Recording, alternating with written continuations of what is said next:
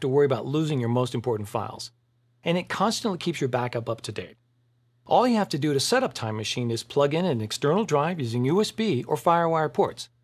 These drives have become very affordable, offering a huge storage capacity, and you can find a large variety of external drives at Apple retail stores, the Apple online store, or just about any other computer store. As soon as I plug it into my iMac, Time Machine detects that a new drive has been connected and asks me if I'd like to use this as my Time Machine backup. I confirm, and Time Machine starts to make the initial backup of everything on my Mac. After this first backup completes, Time Machine will check every hour and back up anything that has changed. It's all very simple and automatic. Now, what if you need to recover something? You might have accidentally deleted a folder, an iPhoto album, or even an important email message.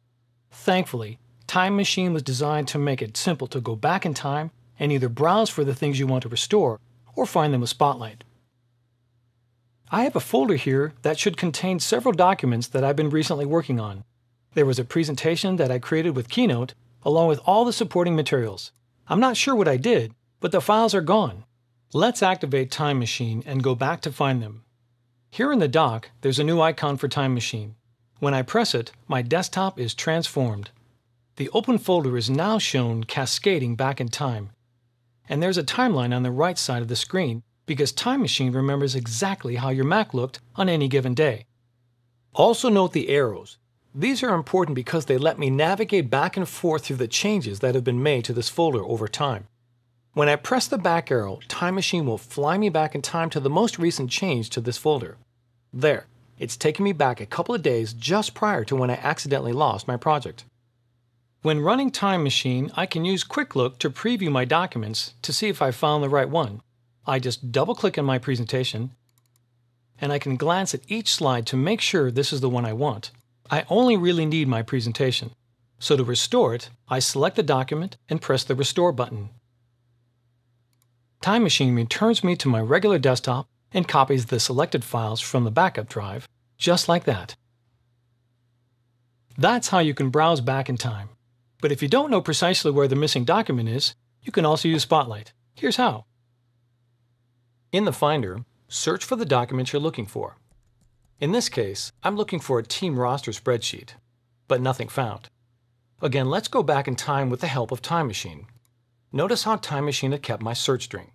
Now when I press the back arrow, Time Machine will search to find the most recent backup that contains the file I'm looking for.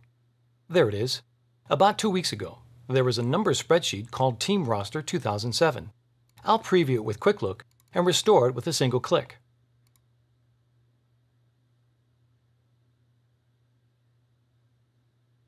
So that's Time Machine in the Finder. But Time Machine is also available directly from applications like Address Book, Mail, and iPhoto. Let's open up the new iPhoto 08. I used to have a set of photos in an event called Summer Picnic, but it's missing. No problem. Let's activate Time Machine again, and now I can see the different versions of my iPhoto library going back in time.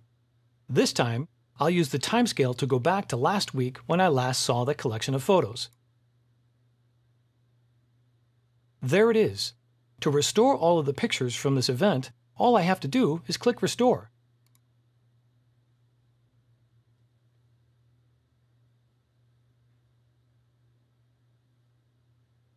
That's Time Machine. If you ever lose a file, or your whole computer, you've always got another copy to go back to. It's like having a spare for everything on your Mac.